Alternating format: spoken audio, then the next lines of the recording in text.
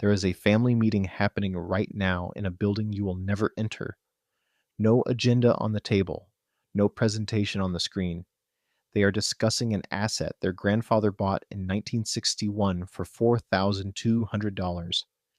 That asset is now worth $340 million. Nobody in the room built it. They are not discussing whether to sell it. Selling was removed from the conversation 2 generations ago. This is not a story about getting rich. This is what it actually takes to build something that outlasts you. It starts the way it always starts, with nothing. Level 1, the founder net worth, $0. You are 24.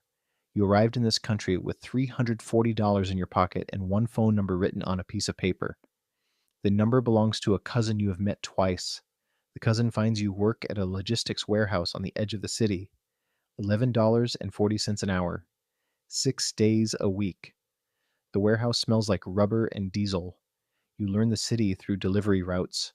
Every neighborhood, every building, every block. You do not spend money the way the people around you spend money, not because you are disciplined, because you remember exactly what $340 feels like when it is everything.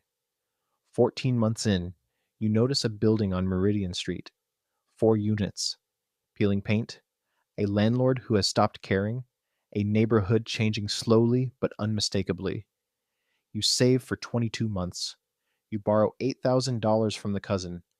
You put $23,000 down on a building worth $190,000.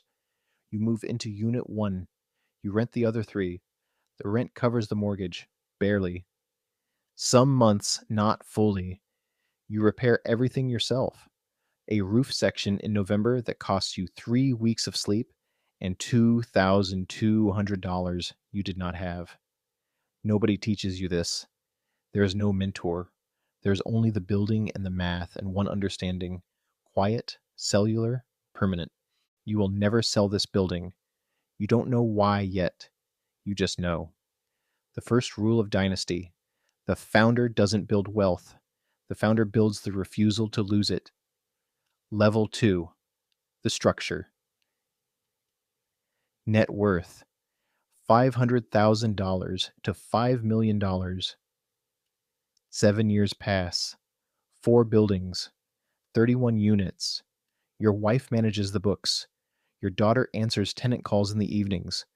You are not wealthy. You are positioned. There is a difference. Wealthy means the number is large. Positioned means the number is working while you sleep. You meet an accountant named Marcus Webb. Webb is 52, quiet, unhurried.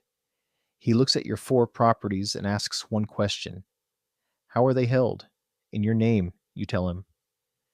Webb is quiet for a moment. Then he explains what that means.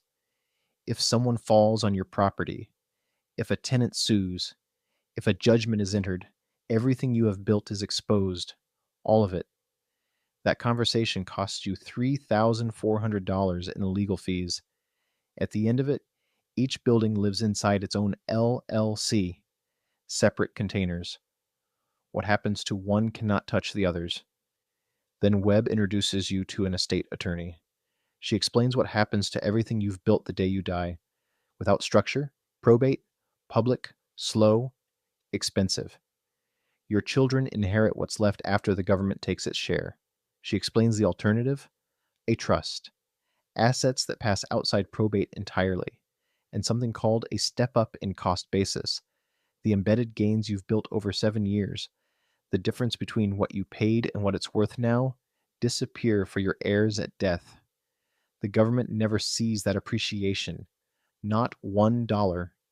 The Meridian Street building, $190,000 purchase price, worth $980,000 today. $790,000 in gains. If you sell, you pay tax on every dollar. If you hold it until death and pass it through the trust, your children inherit it at $980,000 cost basis. The gain is erased. Permanently, legally, gone. You spend $18,000 restructuring everything. It is the best investment you will ever make. That night you call your daughter. She is 14. You tell her that someday she will inherit something, not money. something better than money, a structure. The second rule of dynasty: wealth without structure is just money. Money disappears in one generation. Structure is what makes it permanent. Level 3, the machine.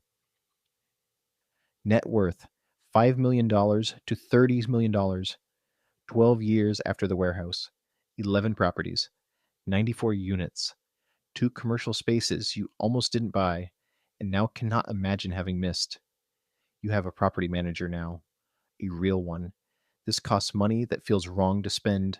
The money is the right thing to spend. A man named Garrett Whitmore calls you on a Tuesday.